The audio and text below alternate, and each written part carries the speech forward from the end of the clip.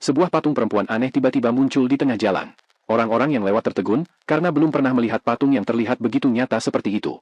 Ketika kamera ponsel mulai mendekat, mereka menyadari sesuatu yang mengerikan. Darah perlahan merembes dari jari-jari patung tersebut.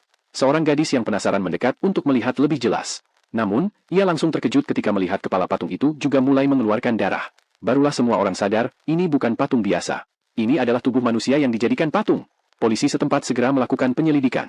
Setelah serangkaian pemeriksaan, mereka menemukan huruf PL terukir di tubuh korban, seperti tanda tangan seorang seniman pada karya yang telah selesai. Dalam penyelidikan berikutnya, polisi memperhatikan seorang pria yang tampak mencurigakan di lokasi kejadian. Berdasarkan pengalaman bertahun-tahun, seorang petugas merasa yakin bahwa pria ini kemungkinan besar adalah pelakunya, dan langsung menandainya sebagai tersangka utama.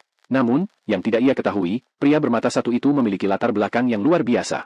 Sebelum kehilangan matanya, ia memiliki kemampuan untuk menyembuhkan luka dengan sangat cepat. Bahkan setelah terjatuh dari pohon setinggi 100 meter, tubuhnya bisa pulih dalam waktu singkat.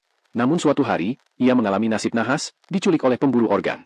Ia diikat paksa di atas meja operasi, sementara seorang dokter bersiap mengambil semua organ yang masih bisa digunakan.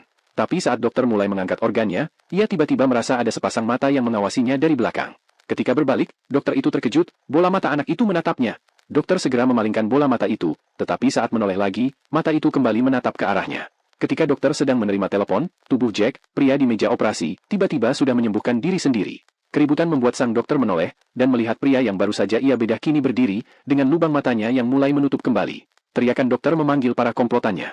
Jack tak punya pilihan selain meninggalkan mata satunya dan kabur lewat jendela sebelum para pembunuh lain datang. Beberapa waktu kemudian, ia mulai melihat bayangan kabur dalam penglihatannya.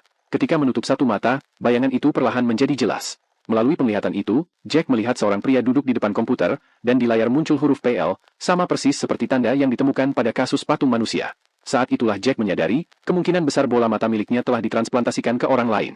Itulah alasan ia muncul di TKP. Ia ingin mengambil kembali matanya, tetapi untuk itu, ia harus terlebih dahulu memecahkan kasus patung manusia ini.